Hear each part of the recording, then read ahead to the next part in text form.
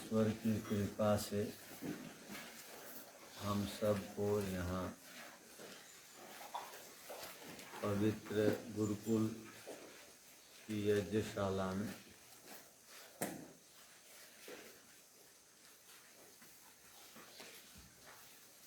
संध्योपासना के उपरांत दैनिक यज्ञ के साथ साथ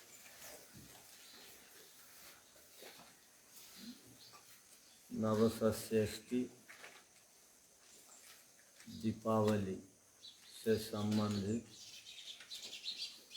मंत्रों से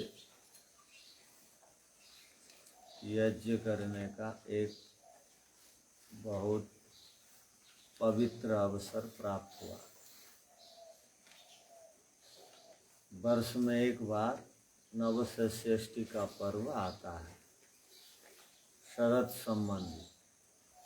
इसको शारदीय नवसष्ठी कहते हैं, शरद ऋतु से संबंधित। इस ऋतु में अनेक प्रकार के अन्न पूर्णता को प्राप्त होते हैं और कृषकों को और वैश्यों को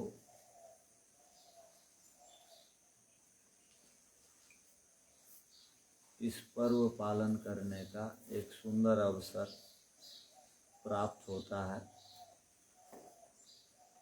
और भारत के लोग परस्पर एक दूसरे के सहयोगी हैं। ये वैश्यों से संबंधित पर्व होते हुए भी, कृषकों से संबंधित पर्व होते हुए भी सब एक दूसरे को साथ देते हैं और सब हर्ष उल्लास के साथ इस पर्व को मनाते हैं।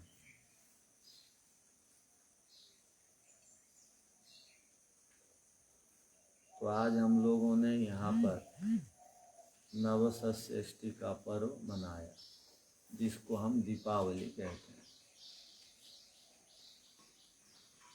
लोग दूसरों की खुशी में घी के दीपक जलाते हैं।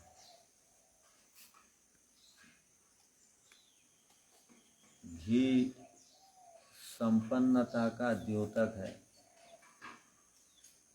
दूध से स्नान करना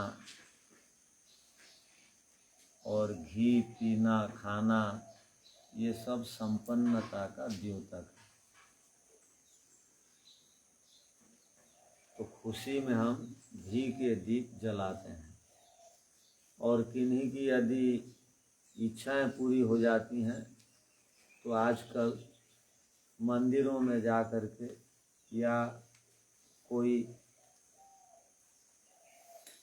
लोग मंदिरों में जा कर के घी के दीपक जलाते हैं उनके मनोकामनाओं को पूरी करवाने के। तो कृषि से संबंधित और वैश्यों से संबंधित और संपन्नता से संबंधित पर्व होने से सब आज के दिन दीपों से घरों को सजाते हैं, घरों को लीपते हैं और इस पर्व को लक्ष्मी से संबंधित पर्व भी कहा जाता है। तो लक्ष्मी का अर्थ भी धन संपत्ति है और फसल का अर्थ भी लक्ष्मी है, धन संपत्ति। और भारतीयों की ये एक पवित्र परंपरा रही कि जब भी खुशी के अवसरों में यज्ञ के साथ वो अवसर का प्रारंभ करते हैं। दूसरे लोग खुशी के समय जीव हत्या करते हैं, मनोरंजन के समय अन्यों की हानि करते हैं। हमारे लोगों की विशेषता है, वेद से संबंधित लोगों की, वो खुशी के पलों में वो यज्ञ करते हैं। यज्ञ भगवान को अर्थात वेद की आज्ञा को पालन करते हुए यज्ञ करके अपने अंदर एक कृतज्ञता का भाव को लाते हैं। तो नव माने नया, शस्य माने फसल, इष्टि माने यज्ञ। अब जब पर्व की संस्कृति भारत में शुरू हुई तो एक एक पर्व के साथ कितनी इधर उधर की बातें भी जोड़ दी गई।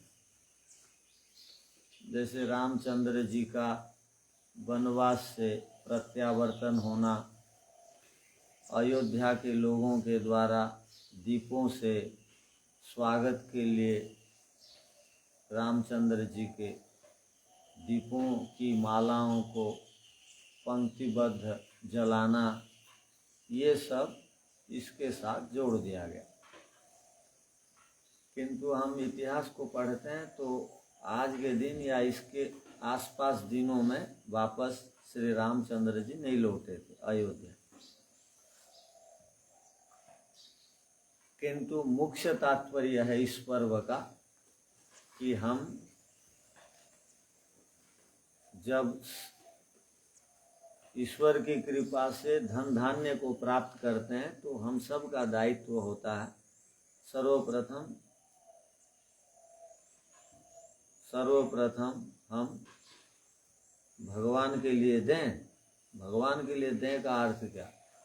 भगवान के पास तो कोई कमी नहीं है, अर्थात भगवान की आज्ञा को पालन करने के लिए यज्ञ आदि में आहुति दे करके अपने पर्वों का पालन करें। और आज इस पर्व के साथ हम सब के लिए एक प्रेरणा का दिवस है कि हम आज महर्षि निर्वाण दिवस भी मनाते हैं।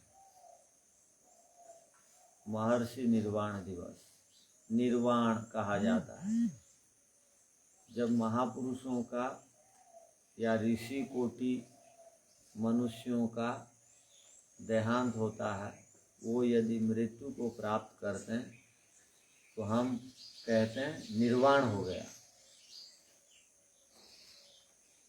तो अपने अपने मत संप्रदाय वाले अपने महापुरुषों के जाने को निर्वाण कहते हैं,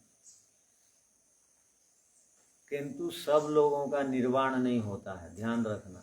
मृत्यु के अनंतर निर्वाण उन्हीं का होता है जो जीवन को पवित्रता से जीते हैं, अष्टांग योग से विपरीत आचरण जो नहीं करते, उनका मृत्यु के उपरांत निर्वाण होता है। नी का मतलब क्या? संस्कृत में हम उपसर्ग पढ़ते हैं। नीर का मतलब क्या? निर्वाण में बा गति गंधनय धातु है, ध्यान रखना। और नीर कहते हैं किसको? निषेध को कहते हैं या निश्चय को कहते हैं? नीर, निर्मक्षी का स्थानम बोलते हैं, माने मक्षी रहित स्थान। नी माने निषेध और नी माने निश्चय भी है। यहाँ पर नीर का अर्थ है निश्चय। क्या निश्चय? बा माने गति, गति माने ज्ञान, ज्ञान माने मोक्ष, ज्ञानात मुक्ति, ज्ञान से मोक्ष। तो महर्षि दयानंद जी का निश्चय ही मोक्ष हो गया था, इसलिए महर्षि दयानंद की मृत्यु को निर्वाण दिवस के रूप में हम लोग मनाते हैं। माने निश्चय मोक्ष को प्राप्त कर गए हमारे ऋषि। तो हम सब का सौभाग्य है, दूसरे मत संप्रदाय वाले उनके गुरुओं को मानते हैं, वो जय जयकार करते हैं। हम ऐसे एक धर्म के साथ जुड़े हुए हैं जो वैदिक धर्म है, जो ईश्वर द्वारा स्थापित धर्म है, वेद से संबंधित धर्म है। और ये धर्म लुप्त प्राय हो गया था महाभारत काल के पश्चात। इस वैदिक धर्म को यदि दोबारा कोई पुनर्स्थापित करने का सौभाग्य यदि किनको मिला, दोबारा स्थापित करने का, तो वो सौभाग्य महर्षि देव दयानंद जी को मिला। महर्षि दयानंद जी विभिन्न महर्षि ब्रह्मा से लेकर महर्षि जैमिनी तक एक पवित्र ऋषियों की श्रृंखला है, परंपरा है। अपने वचनों से वो कहते हैं और अग्निहोत्र से लेकर के अश्वमेध पर्यंत यज्ञों का विधान भारत में था, ऐसा भी वो लिखते हैं। इसका मतलब यज्ञ एक ही नहीं है हम जो करते हैं, यज्ञ से लेकर के अश्वमेध यज्ञ पर्यंत करने का इस भारत में एक पवित्र परंपरा थी पीछे अतीत में। राष्ट्र समृद्धि के लिए अश्वमेध यज्ञ हमारे देश के लोग करते थे और स्वयं की समृद्धि के लिए, पर्यावरण की शुद्धि के लिए दैनिक होम करते थे। तो ये इन वचनों को कहने के पीछे कारण क्या? महर्षि दयानंद जी ऋषि प्रतिम व्यक्ति हैं। वो कहते हैं, वो क्या कहते हैं कि ब्रह्मा से लेकर, महर्षि ब्रह्मा से लेकर जैमिनी पर्यंत, इसका अर्थ क्या हो गया कि जैमिनी के बाद कोई ऋषि नहीं थे, नहीं हुए। तो जैमिनी को हुए महाभारत, क्योंकि जैमिनी जी का वेद व्यास जी का परस्पर संबंध है। वेद व्यास जी के शिष्य माने जाते हैं महर्षि जैमिनी, और वेदांत दर्शन को लिखने वाले महर्षि वेद व्यास जी हैं और मीमांसा दर्शन को लिखने वाले महर्षि जैमिनी जी हैं। तो महाभारत काल तक ये पवित्र ऋषियों की परंपरा थी, कहने का अभिप्राय। उसके बाद जैमिनी महर्षि के बाद ऋषियों की परंपरा लुप्त प्राय हो गई, और उस परंपरा को अगर जैमिनी के बाद किसी को ऋषि होने का सौभाग्य मिला तो महर्षि दयानंद जी तो अपने लिए ऋषि नहीं कहेंगे। यदि किसी को ऋषि होने का सौभाग्य मिला तो महर्षि दयानंद जी को प्राप्त हुआ, क्योंकि उनका कर्म ही ऐसा था, उत्तम था। वो मन से भी किसी का अहित नहीं सोचते थे। हम लोग नियमित पढ़ते हैं, कुर्वन्न वेह कर्माणि जी जीविषेत् शतम समा एवं त्वयि नान्य थे तो अस्ति न कर्म लिप्यते नरे। इस मंत्र में पवित्र भाव भरे हुए हैं। यहाँ क्या कहा गया है कि 100 वर्ष तक कर्म करते हुए जीने की इच्छा करो। अब इस मंत्र को कोई भौतिक आदमी, लौकिक आदमी, पौराणिक आदमी पढ़ेगा तो मंत्र में प्रश्न चिन्ह खड़ा कर देगा। 100 साल तक हम कर्म कैसे करेंगे? वो प्रश्न चिन्ह खड़ा कर देगा। ध्यान रखना, 100 साल तक कोई कर्म कर पाएगा? शरीर तो 70-80 साल के बाद तो वो हो जाता है, क्या पड़ जाता है? शिथिल हो जाता है, दुर्बल हो जाता है। अब भी हम 1-2 दिन के लिए बीमार पड़ जाते हैं तो कुछ करने में असमर्थ हो जाते हैं। तो वो प्रश्न चिन्ह खड़ा कर देगा इस मंत्र पर। 100 साल तक कर्म कैसे करेंगे? शरीर तो हो जाता है शिथिल, गड़बड़, दुर्बल, निर्बल, और कर्म हम जिन साधनों से करते हैं, मुंह भी, वाणी भी और वैसी नहीं चलती जैसी युवावस्था में। शरीर युवावस्था में जिस प्रकार काम करता है वैसे वृद्धावस्था में नहीं करता। वाणी जैसे इस अवस्था में हम चिल्लाते रहते हैं, थकते नहीं हैं, अब दिन भर चिल्लाए। अब व्यायाम में भी बोला जाता है, वो कराटे के समय चिल्ला के करो, तो षष्ठ सप्तम अष्टम में जो पढ़ते हैं वो बहुत चिल्ला के करते रहते, वो थकते नहीं। क्यों? ये अवस्था ही ये है कि वो चिल्लाते रहने से, दिन भर बात करने से व्यक्ति थकता नहीं। तो वाणी थकती नहीं युवावस्था में, शरीर थकता नहीं, किंतु वृद्धावस्था में दोनों शिथिल हो जाते हैं। ध्यान रखना। तो यहाँ पर 100 साल तक कर्म करने की बात बताएगी। इसका अर्थ क्या है? और भी कौन सा, इस प्रकार का कर्म, कैसे कर्म करने की यहाँ पर आज्ञा है? तो कहा वेद सम्मत कर्म, निष्काम कर्म, परोपकार का कर्म, धर्म युक्त कर्म 100 साल तक करने की इच्छा करो। अब जो जीने की इच्छा करते हो 100 साल तक कर्म करते हुए जीने की इच्छा करो, वेद में भगवान आदेश देते हैं। इसका अर्थ क्या हुआ कि शरीर तो शिथिल हो जाता है तो कर्म करेंगे कैसे? और वेद की आज्ञा है तो जरूर कर्म करना चाहिए। तो हम 3 साधनों से कर्म करते हैं, मन से, वाणी से, शरीर से। तो मन जो है कभी भी बूढ़ा नहीं होता है, ध्यान रखना, वृद्ध नहीं होता है। हम एक मंत्र पढ़ते हैं, हृत प्रतिष्ठम यदजिरम जविष्टम तन्मय मनः शिव संकल्पम। इसका अर्थ क्या है? ये जो मेरा मन है ये वृद्धावस्था को प्राप्त नहीं होता है, जीर्ण शीर्ण नहीं होता है, अजीरम जीर्ण शीर्ण नहीं होता है। हम रोजाना बोलते हैं ये मन कभी बूढ़ा नहीं होता, कभी जीर्ण शीर्ण नहीं होता। किंतु हम योग दर्शन में पढ़ते हैं प्रत्येक पदार्थ परिवर्तनशील है। जो भी रजोगुण, सत्वगुण और तमोगुण से बना है, नियमित उन पदार्थों में परिवर्तन होता है। किंतु मन एक ऐसा पदार्थ है जिसकी आयु 4 अरब 32 करोड़ वर्ष है। ये सहजता से नष्ट नहीं होता, खत्म नहीं होता। परिवर्तन होने पर भी ये सत्वगुण प्रधान होने से यदि हम संकल्प लेंगे, तन्मय मनः शिव संकल्प लेंगे, इच्छा करेंगे मन से पुण्य करने की, तो मन से पुण्य ही पुण्य होगा, पाप नहीं हो सकता। तो हम जो मंत्र में पढ़ते हैं 100 साल तक कर्म करते हुए जीने की इच्छा करो, शरीर बूढ़ा हो जाने पर भी, वाणी बूढ़ी हो जाने पर भी, वाणी में सामर्थ्य न होने पर भी, शरीर में सामर्थ्य न होने पर भी, उठने बैठने और बोलने लायक न होने की स्थिति में भी क्या कहा गया? मन से हम दूसरों के लिए कल्याण कर सकते हैं, पुण्य कर सकते हैं, मन में अच्छे भावों को ला सकते हैं, क्योंकि मन सहजता से बूढ़ा नहीं होता है। इसकी आयु कितनी है? जब तक सृष्टि प्रलय को प्राप्त नहीं हो जाती तब तक ये मन भी ऐसा ही है, सहजता से ये समाप्त नहीं होने वाला है। तो मन से हम बूढ़े हो जाने के बाद भी दूसरों के लिए पवित्र भाव रख सकते हैं।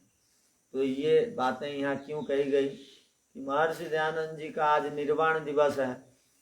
हमारा सौभाग्य है कि हमको गुरु के रूप में एक आदर्श महामानव प्राप्त हुए हैं, जिनका नाम को हम रोजाना लेते हैं, स्मृति पटल में लाते हैं और अपना सौभाग्य मानते हैं कि हमारे गुरु यदि और कोई पौराणिक बाबा हो जाते, महापुरुष हो जाते, तो हम जीवन का लक्ष्य क्या है, क्लेशों से बचना, वो नहीं जान सकते थे। आर्ष परंपरा क्या है, गुरुकुल संस्कृति क्या है, नहीं जान सकते थे कि ईश्वर की हम सब के ऊपर, उड़ीसा में 4.5 करोड़ से 5 करोड़ व्यक्ति हैं और इतने में हम जो 150 लोग यहाँ पर बैठे हुए हैं सौभाग्यशाली हैं कि यहाँ पर जो बैठे हुए हैं इतने लोगों में हमको महर्षि दयानंद जी जैसे गुरु प्राप्त हुए। उन्होंने हमको वेद से जोड़ा, उनके कृपा से उनके शिष्यों ने गुरुकुलों की संस्कृति एक श्रृंखला बनाई और उस गुरुकुल परंपरा में हमको पढ़ने का सौभाग्य प्राप्त होता है। आर्ष ग्रंथों को भी, आर्ष क्या अनार्ष क्या, ये विचार हम नियमित करते हैं और महर्षि दयानंद के ग्रंथों को रोजाना पढ़ते हैं। तो उनका मन कितना पवित्र था, मृत्यु के काल में भी दूसरों को आशीर्वाद दिए। वो लोग टूट जा रहे थे, जो आर्यजन देखने के लिए आए थे, वो कोई रो रहा है, कोई दुखी हो रहा है, महर्षि की स्थिति देख करके सबको ढांढस बंधवा रहे हैं मृत्यु से पहले तक। भाई घबराओ मत, तुम्हारा कुछ अहित नहीं होने वाला है।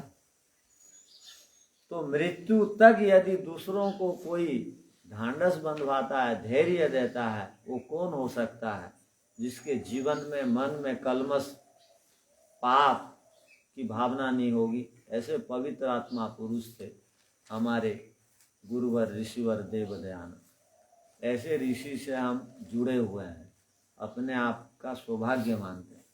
जब बाहर के लोग जानते हैं ये ऋषि दयानंद के सैनिक हैं या आर्य समाज से जुड़े हुए हैं, तो लोग बड़े बड़े बाहर के पौराणिक विद्वान भी आर्य समाज के एक छोटे से कार्यकर्ता से घबराते हैं। क्यों? वो ऋषि का इसमें बड़ा योगदान है कि ये महर्षि दयानंद को मानने वाले ये कार्यकर्ता भी विद्वान होंगे, हमको परास्त कर देंगे, हमारी छोटी छोटी गलतियों को ये पकड़ लेंगे।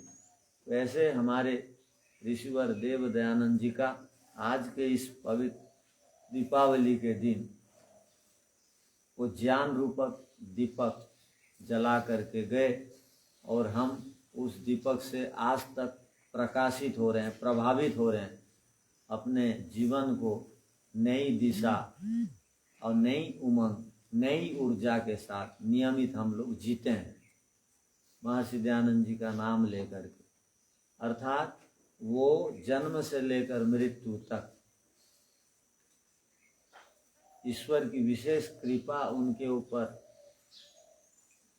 प्राप्त हुई थी, इसलिए वो इसी जीवन में मुक्ति को प्राप्त कर दिए। हम सांख्य दर्शन में पढ़ते हैं एक जन्म में मुक्ति नहीं मिलती, और महर्षि दयानंद जी ने लिखा है कि एक जन्म में मुक्ति नहीं मिलती सत्यार्थ प्रकाश में। किंतु महर्षि दयानंद जी को ये सौभाग्य प्राप्त था कि वो पिछले जन्म के तप के कारण इस एक जन्म में मुक्ति को प्राप्त कर दिए। हम भी इस जन्म के तप के कारण अगले जन्म में जब मनुष्य बनेंगे तो मुक्ति को प्राप्त कर सकते हैं। तो हम सांख्य दर्शन में पढ़ते हैं वामदेव आदि ऋषि इसी जन्म में मुक्ति को प्राप्त कर लिए थे। ऐसे पढ़ते क्यों हैं? क्योंकि उनका पिछले जन्म का बहुत पुण्य संचित था, वो मन से भी पाप नहीं करते थे।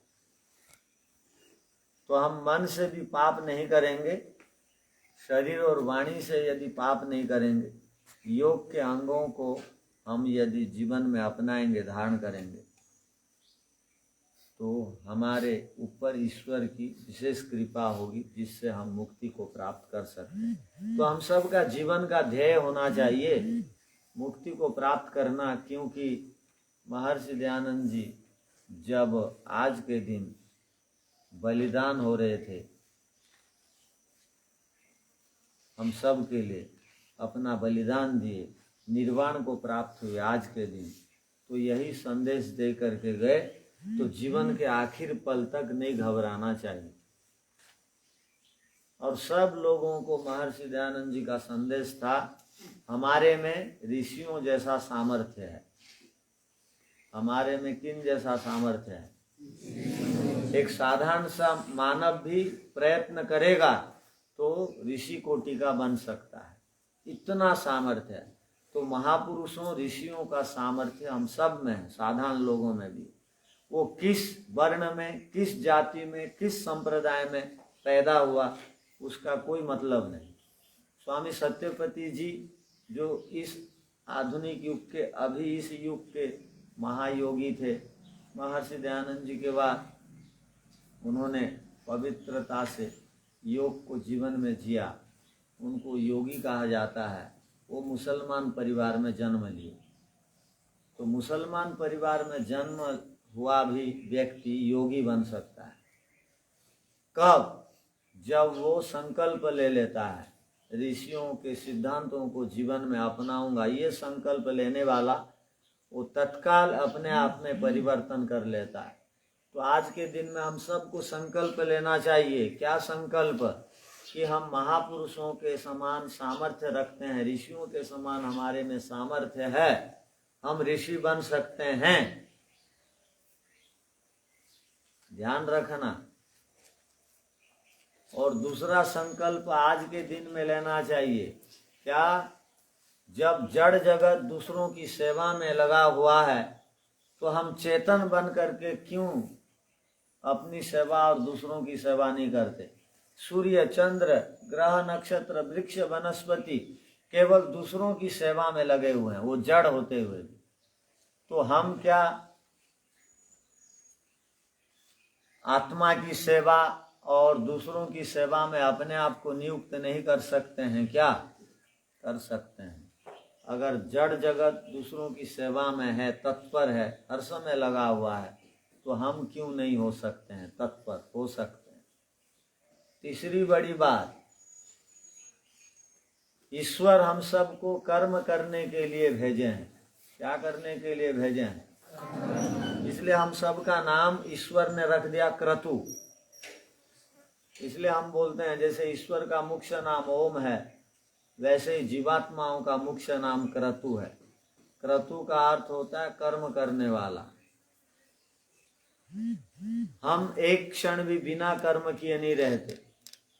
कई बार मन में ये बात आती है कि हम एक खामखा ये कर्म को क्यों करें, क्यों बिस्तर में जाके नहीं लेट जाएं कमरे बंद करके। ये अच्छाई और बुराई कर्मों में हम करेंगे क्यों गलत करेंगे, क्यों अच्छा करेंगे। चुपचाप रहने से तो बात खत्म।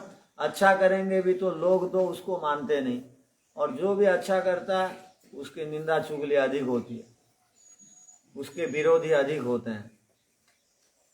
क्योंकि अच्छा करने वाला क्या करता है, अच्छा करने वाला दोषों को देखता है, दोष मुक्त जीवन जीने के लिए बोलता है। तो दोष जहां से भी छटेंगे हटेंगे तो वहां दुर्गंध होगा कि नहीं। ड्रेन साफ करने से दुर्गंध होगा या नहीं होगा। खाद गड्ढा साफ करो, ड्रेन साफ करो, दुर्गंध होगा वहां पर। तो महापुरुष लोग आते हैं तो दोषों को बताते हैं, दोषों से बचने के लिए कहते हैं। स्वार्थी लोग दोषों को छोड़ते नहीं, उल्टे विरोधी हो जाते हैं। ध्यान रखना, विरोधी हो जाते हैं। तो हमारे जैसे लोगों को दूसरे लोग बोलते हैं कि आप जहां भी जाते हैं वहां पर दो चार विरोधी हो जाते हैं, क्यों। तो आप तो गुरुकुल में चुपचाप थे तो कोई आपका विरोधी नहीं था, अब क्यों विरोधी हुए। तो विरोधी इसलिए होते हैं, हम जहां भी जाते हैं अच्छाइयों को स्थापित करते हैं, बुरे लोग आवाज करते हैं ये कौन बोलने वाला आ गया, हमारे को तो कोई बोलने वाला नहीं था। तो महर्षि दयानंद जी के उस युग में बहुत विरोधी थे, ध्यान रखना। क्यों, वो अच्छाइयों को स्थापित करते थे। तो हमको सौभाग्य प्राप्त हुआ है महर्षि मिशन के कार्यकर्ता बनने का और महर्षि के शिष्य बनने का। हम भी जहां भी जाएंगे दो चार विरोधी निकलेंगे तो घबराएंगे नहीं, वहां पर अच्छाइयों को स्थापित करेंगे। हाँ, ये तो ठीक है, यदि हमारे में दोष है तो दूसरों को हमारा दोष बताना चाहिए, हम दोष को छोड़ने के लिए तैयार हैं। किंतु बिना मतलब में आरोप प्रत्यारोप लगाते हैं, उससे किसी को नहीं घबराना चाहिए। तो ड्रेन साफ करने से, खाद गड्ढा साफ करने से जिस प्रकार दुर्गंधी वहां से निकलती है सुगंधी के बदले, वैसे ही हम जहां भी जाएंगे अच्छाइयों को स्थापित करेंगे तो नटखट लोग प्रभावित होंगे, दुर्जन लोग वहां पर बाधा पैदा करेंगे। और दुर्जनों का बोलबाला है तो वो अधिक उनकी भीड़ हो जाती है, वो सज्जनों को डराना चाहते हैं। किंतु महर्षि दयानंद जी ने वो नहीं सिखाया। उस काल में महर्षि दयानंद, अंग्रेजों के काल में महर्षि दयानंद जी के बहुत विरोधी थे। क्या 17 बार थोड़ी उनको विष दिया गया, 17 बार से अधिक बार उनको विष दिया गया। ब्रह्मचारी 42 बार बताते हैं हमारे विद्वान। तो वो यदि अच्छे आदमी थे उनका कोई विरोधी नहीं होना चाहिए था। वो 42 अलग अलग आदमी उनको विष दिए होंगे, एक ही आदमी थोड़ी दिया होगा। कौन क्या किस दृष्टि से विरोध करते थे, किंतु हमारे गुरु जी ने सब कुछ सहा। हम जिनको अपने जीवन में सर्वाधिक महत्व देते हैं ईश्वर के बाद महर्षि दयानंद जी को, क्योंकि वो बिल्कुल निष्कलंक निरंजन निर्गुण थे। ये यहाँ जो निरंजन शब्द लिखा है ना, आज विशेष अवसर है तो इस पर विचार कल करेंगे। किंतु वो बिल्कुल निरंजन थे। निरंजन कहते हैं जो छल कपट से रहित। महर्षि दयानंद जी को छल कपट पता ही नहीं था। हम जैसे अभिनय जब करते हैं ना, तुम लोग अभिनय करते हो या जब टीवी के आगे बैठते हो या लाइव कार्यक्रम में बैठते हो, जैसे हम अब बैठे हुए हैं लाइव में, हमारे साथ बहुत सारे लोग जुड़े हुए हैं या बाद में बहुत सारे लोग हमको देखते हैं। तो जो लाइव में बैठता है उसको बड़ा सावधान होना पड़ता है। अभिनय करने वालों उसके नाचने गाने वो हिलने आदि में बहुत सावधान होना पड़ता है। क्यों, दूसरे लोग उनको देखते रहते हैं। तो अभिनय करते समय जैसे हम सावधान रहते हैं, टीवी के आगे बैठते समय जैसे हम सावधान रहते हैं, तुम जैसे अब सावधान हो, तुम अगर उठ रहे हो बैठ रहे हो तो लोग तुमको जान लेते हैं, ये उठ के गया बैठ रहा है बोल। अब दूसरे फिर प्रश्न भी पूछेंगे वो क्यों हिला। जैसे हमको कुछ लोग फोन करके बोले वो ब्रह्मचारी ऐसा क्यों किया, वो देखते रहते हैं दूसरे लोग। तो इसलिए यहाँ पर वो लाइफ के कार्यक्रम में हमको बहुत सावधानी से बैठना पड़ता है। तो वो अभिनय करने होते हैं, हम लोग अभिनय करते समय सावधान रहते हैं, और अभिनय करते समय जो सावधान रहता है वैसे ही जो सावधान आजीवन रहेगा। हर समय ईश्वर लाइव हमको देख रहे हैं, जो मान लेगा जान लेगा वो कभी दोषों को नहीं करेगा जीवन में। क्या बात समझ में आई? जो आजीवन ईश्वर के लाइफ में मैं हूँ, सीधा ईश्वर मुझे देख रहे हैं। जैसे अब मुझे कई लोग देख रहे हैं, वैसे सीधे सीधे ईश्वर हमको देख रहे हैं। जो जान लेता है वो कभी और गलत काम नहीं करता, वो जीवन में सुधर जाता है। अभिनय करते समय जैसे हम सावधान रहते हैं वैसे ही जीवन में हमको सावधान रहने की आवश्यकता है। इस सिद्धांत को जो अपना लेगा वो जीवन में बहुत ऊपर को उठ जाएगा। तो आज के इस पवित्र अवसर पर हम सब को महापुरुषों के और ऋषियों के समान हमारे में भी सामर्थ्य है, इसको ध्यान रखने की आवश्यकता है। और ईश्वर हम सबको कर्म करने के लिए भेजे हैं, इसको भी मन में ध्यान रखने की आवश्यकता है। हम बिना कर्म किए रह नहीं सकते हैं एक क्षण भी। तो क्यों नहीं अच्छाइयों को करें, बुराइयों को छोड़ें। वैसे ही जब सब जड़ पदार्थ दूसरों की सेवा में लगे हुए हैं, हम चेतन होकर के आत्मा की सेवा और अंतःकरण को पवित्र करने के लिए हम क्यों न प्रयत्न करें। और जब हम ईश्वर के पुत्र हैं, आर्य ईश्वर पुत्र कहा गया है, अहम भूमि मददाम आर्याय, मैं आर्यों को ये भूमि दिया हुआ हूँ। और आर्य ईश्वर पुत्र कहा गया है। जो ज्ञान की प्यास रखता है, जो प्यासा है, वो आर्य है। तो आर्य जो है ईश्वर का पुत्र है। हम सब ईश्वर के पुत्र हैं। हम सब ईश्वर के पुत्र होकर के हम अपने आप को अधम क्यों मान रहे हैं, हम निकृष्ट क्यों मान रहे हैं, हम क्यों नहीं विचार कर रहे हैं। जैसे प्रधानमंत्री का लड़का, मुख्यमंत्री का लड़का, कलेक्टर का लड़का अपने राज्य में देश में किसी से नहीं डरता है। डरेगा वो? प्रधानमंत्री का लड़का आ रहा है बोलने से लोग रास्ता छोड़ेंगे या नहीं, सम्मान देंगे या नहीं? सब लोगों को पता है ये प्रधानमंत्री का लड़का, ये यदि शिकायत कर दिया, समस्या हुई तो हम सस्पेंड हो जाएंगे, हम कैद में आ जाएंगे, हमको दंड मिलेगा, ये डर रहता है। वैसे हम ईश्वर के पुत्र हैं तो डरते काहे को किसी से। निर्भय होकर विचरण करना चाहिए। और ईश्वर देख रहे हैं, इस सिद्धांत को जीवन में स्वीकार करते हुए विचरण करना चाहिए। जब ईश्वर का पुत्र हम हैं तो हमको किसी से डरना नहीं चाहिए, केवल ईश्वर से डरना चाहिए। जो ईश्वर से डरता है वो किसी से नहीं डरता, और जो ईश्वर से नहीं डरता वो सब से डरते रहता है।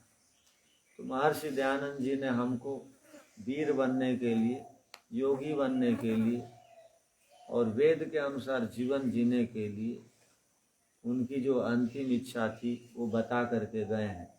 उस अंतिम इच्छा को पूर्ण करने का दायित्व हम सब का है, विशेषकर गुरुकुल वालों का है।